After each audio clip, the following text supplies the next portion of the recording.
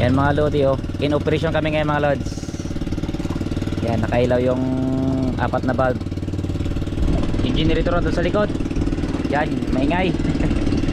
Dahil ano mga lods, medyo maedad ang generator namin. Almost 4 years na yun siya. Nalaglag na yung muffler niya, kaya yan medyo maingay.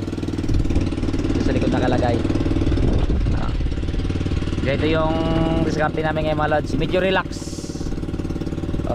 Pwesto ako mamaya, matutulog na ako dito sa bandang unahan. Ayan o, higaan sa dulong ng bangka.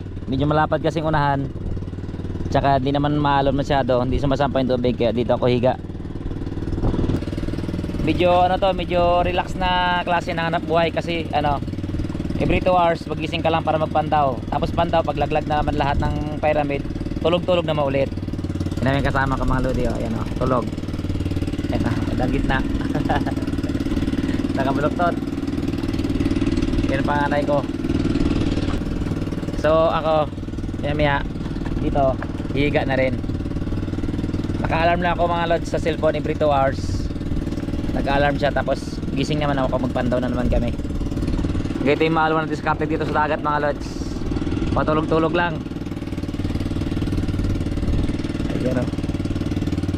Pero may sibot ako sa tabi yan. So, baka kasi ano, minsan may nagadaraw kasi na pusit o kaya mga stambalot tsaka flying fish. Sinisikpaw ko. Sa ngayon wala pang dumaan. Nag-abang-abang pa rin ako. Kapag medyo inantok na, higa naman dito. Yung ganun lang, ganun kasimple. Tapos malapit lang to kami sa tabi mga lodi. Ano lang, kasi ilalim ng spot na ito na napwesto namin, nasa ano lang to, nasa 8 tipa hanggang 10 tipa lang.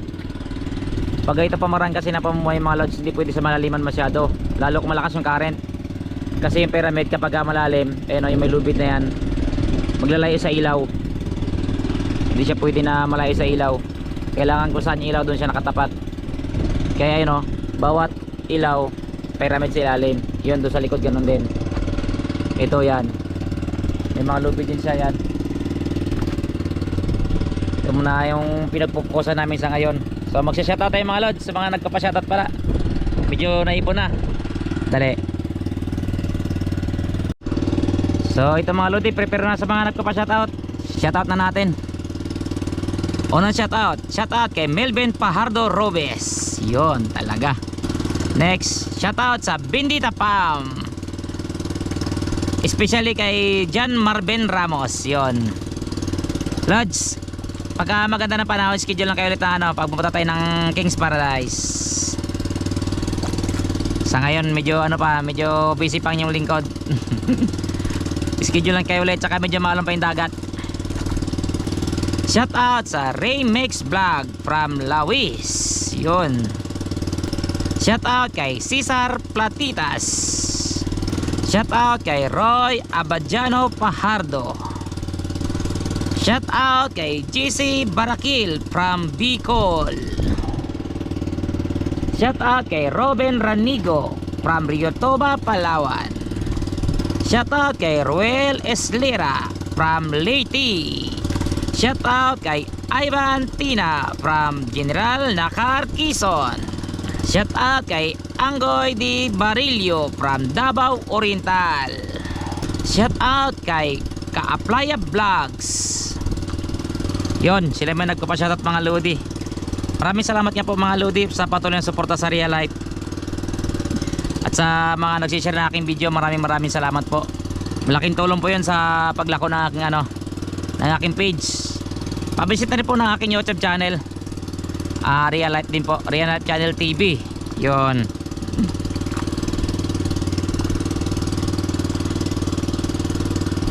So nakaano po kasi yung YouTube channel ko mga lods, naka shadow ban. Sana matanggal na ng shadow ban niya, gawa ng ano, kasi nag-delete ako nakaraan ng ano, viral videos. So sana matanggal ng shadow ban. Sayang pa rin kasi ang bare-bare nakikitain sa YouTube channel. Dahil nakatapos na tayo mag-shoutout mga lods, tulog-tulog tayo ng mga lodi. May mga katabi pala kami mga ano dito, nagkapapailaw din. Ayun o, sa unahan. Medyo ano lang, hindi lang klaro yata masyado. Nating maabot ng kamera. Yun, medyo malayo. Dalawang magkadikit na maliit na ilaw na yung mga lods. Si Tom tsaka yung kapatid niya yan, Galgo Brothers. Ito si Otol, maklaro din. Nakaano siya, nagpatay siya ng genset niya, nagpalit siya ng underwater, di siya ganun maklaro. Tapos sa batang tabi, itong isang tropa natin, hindi na makita, may flasher, di na makita rin mga lods. Medyo malay-lay ng konti dahil sa madilim siya. Nagloko yata yung genset niya, hindi kumandar. Tapos yun, isang ilaw na yon, Jansen TV, siya yun.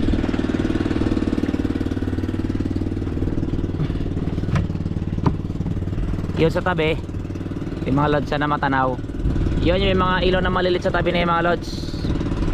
Halos puro yan, yung batang gilid na yan. Yan naman po yung ano, yung mga balsa na pinapailawan. Yan. Kaya yung mga tao dito sa amin, busy sa ganitong klaseng paghanap buhay pag ganitong season. Kasi ano lang na naman to, galing Newmon sa 1 week lang. Pagdatapos ng 1 week, pag magliwanag na masyado, wala lang panghuli. So back to reality ulit. Kanya-kanyang diskarte naman kung paano mamuhay, kung paano kikita sa dagat. Yon. Sa amin ganito, pyramid, medyo magastos dahil sa ano, sa gasoline, pero goods naman kahit paano, nakabawi din tsaka kumikita din. Maliban doon, may balsa pa rin ako dun sa tabi para dagdag income. Yun. Okay, tara let's go. Tulog na tayo mga lodi.